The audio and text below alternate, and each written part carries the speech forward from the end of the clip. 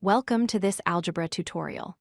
Today, we are going to learn about the arithmetic series, specifically how to find the sum of an arithmetic sequence using a very special and useful formula involving the first and last terms. Before we dive into the formula, it is crucial to understand the difference between a sequence and a series.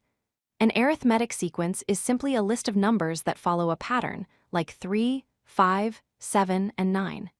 An arithmetic series, on the other hand, is what we get when we add those terms together. Imagine you are asked to find the sum of all integers from 1 to 100. You could start adding them one by one. 1 plus 2 is 3, 3 plus 3 is 6, and so on. But that would take a very long time, and it is easy to make a mistake. There is a smarter way. Notice what happens if we pair the numbers from the outside in. If we take the first number, 1, and the last number, 100, they add up to 101. If we take the second number, 2, and the second to last number, 99, they also add up to 101. This pattern continues for all pairs.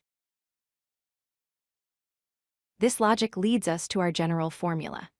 S sub n equals n over 2, multiplied by the quantity a sub 1 plus a sub n. This formula tells us that to find the total sum, we just need to know how many numbers there are, and the average of the first and last number.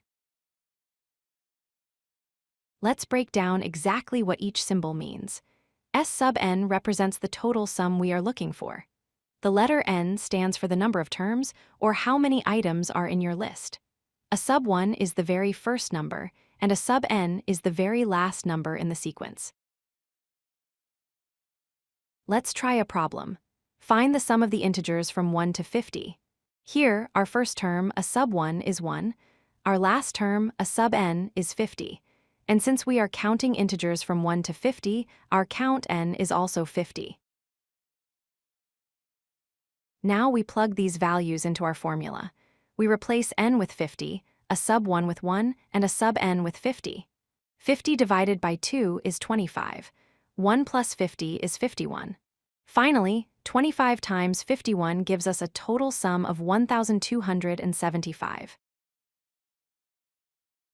Here is a slightly different example. Find the sum of even numbers, 2, 4, 6, all the way up to 40. The first term is 2, the last term is 40. But be careful, n is not 40. Since we are counting by 2s, there are only 20 numbers in this list, so we calculate 20 divided by 2 multiplied by 2 plus 40. This gives us 10 times 42, which equals 420. To wrap up, remember that this formula is your best friend when you know the first and last terms of a sequence. Just take the number of terms, divide by 2, and multiply by the sum of the first and last values. Thanks for watching.